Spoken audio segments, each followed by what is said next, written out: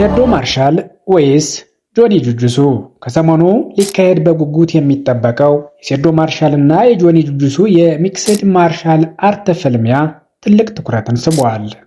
ከቅድመ ፊርማው በፊት ጀምሮ በተለዋዋጭ ሐሳቡ የሚታወቀው ሴዶ ማርሻል ከፊርማ በኋላም የግጥሚያ ቀኑ ተቃርቦ ሐሳብ መቀየሩን ቀጥሎበታል። ሴዶ ከሰሞኑ ጆኒን በእንቁላል መተት ስላሰራብኝ መወዳደር አልፈልግም ወይም ከውድድሩ ራሴን አግልያለሁ የሚል መልእክት አስቀምጦ ነበር። ይህ መልእክት ለኢትዮጵያ ሕዝብ ነው። እኔ ውድድሩ የቀረው 4 ቀን ነው፣ ግን እኔ አልወዳደርም።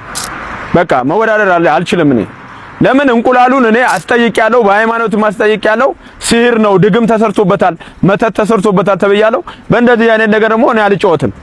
ይህን ሐሳቡን የሰማው የኢትዮጵያ ቴኳንዶ ፌዴሬሽንም ሴዶ ከሀገር እንዳይወጣ በኤርፖርትና አስፈላጊ ቦታዎች ላይ የደህንነት ጥበቃና ክትትል እየተደረገበት ነው ሲል መግለጫ ሰጥቶ ነበረ።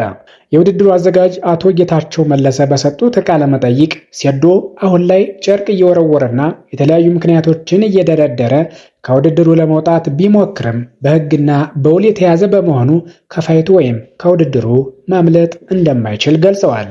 ከ130 ሚሊዮን በላይ ሕዝብ በሚከታተለው ውድድር ላይ በእንደዚህ አይነት ሰበብ አያመልጥም ያሉት አዘጋጁ ሴዶ ከሀገር እንዳይወጣ በኤርፖርትና አስፈላጊ በሆኑ ቦታዎች ላይ የደህንነት ጥበቃና ክትትል እንዲደረግ መወሰኑንም አብራርተዋል። በእርግጥ ሴዶ የማይገመት የሐሳብ መለዋወጥ በማድረግ የራሱን ብራንድ የገነባ ልጅ ነው። የማይገመት ሰው እየሆነ መጥቷል። ነገሮችን በማጣጣል ትኩረት እንዴት ማግኘት እንደሚቻል በደንብ ጠንቅቆ ያውቃል። ቱርክ ሂጃለሁ አልመለስም ብሎ በሰራው ቪዲዮ ብዙዎች ትኩረታቸውን ሰጥተውት ሲገረሙም ነበር። እሱ ግን ተመልሶ እንደሚመጣ በደንብ ጠንቅቆ ያውቅም ነበር። እናም የማይገመቱና ሊሆኑ የማይችሉ ጉዳዮችን በማንሳትና የሐሳብ ለውጥ በማድረግ የሰዎችን ትኩረት መሳብ የቻለ ወጣት ልጅ ነው።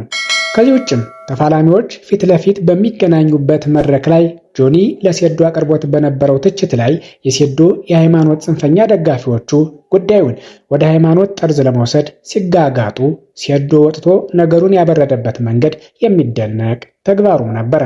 ግለሰቦቹ ጆኒ እስልምናን ተሳድቧል፣ ይቅርታ ይጠይቅ እያሉ ሲለፋደዱ፣ ሴዶ ግን እረፉ፣ ይህ አካሄዳችሁ ልክ አይደለም፣ ጆኒ ምንም አላጠፋም፣ የስነ ልቦና ብልጫ ለማግኘት በግለሰቦቹ ደካማ ጎን የመግባት ልምድ የዘመናዊ ስፖርት ዓለም ባህሪ ነው፣ እሱም ያደረገው ይህንን ነው በማለት ለጆኒ ጠበቃ የቆመበትና ነገሩን ያረጋጋበት መንገድ ብዙዎችን አስገርሟል። በእርግጥ ጆኒም በወቅቱ ቀርቦ እሱ ካሰበውና ከተናገረው አውድ ውጭ ነገሩ እንደተዘወረበትና እንደተራገበ በመግለጽ ለተከፉበት ሁሉ ይቅርታም ጠይቆ ነበረ። ተለዋዋጭ በሆነው ዘመናዊ ዓለም ማን ምን እንደሚያሳየን በእርግጠኝነት መገመት ቢያስቸግርም ውድድሩን ጆኒ ጁጁሱ እንደሚያሸንፍ ብዙዎች ቀድመው የተስማሙበት ጉዳይ ሆኗል። በስፖርት መሸነፍ ወይም ማሸነፍ ግድ ነው። ሴዶ ማርሻል በዚህ ውድድር ቢሸነፍ እንኳን በራሱ መንገድና ስልት በብዙዎች ዘንድ የራሱን ማንነትና ስታይል መሸጥ የቻለ ወጣት ሆኗል። ሴዶ ባለፈው ሲናገር በስፖርት ውድድር የተመልካች ትኩረት ለመሳብ የሚደረግ ፉክክር እንጂ በተፋላሚዎች መሃል ፍጹም ጥላቻ የለም። እኔና ጆኒ ከውድድሩ መጠናቀቅ በኋላ ተቃቅፈን ስንወጣ ትመለከታላችሁ ሲል ተደምጧል። የተለየ የጠላትነት ስሜትም በመካከላችን የለም ሲል ነበር። ይህ ንግግሩ በእርግጥም የልጁን አርቆ ሐሳቢነት ቁልጭ አድርጎ የሚያሳይ ተግባር ነው። ለሁለቱም ተፋላሚዎች መልካሙን ሁሉ በመመኘት የዛሬውን በዚሁ እናበቃለን። ሰላም ለዓለማችን፣ ሰላም ለሰው ልጅ ሁሉ ይሁን። ቸር ይቆየን።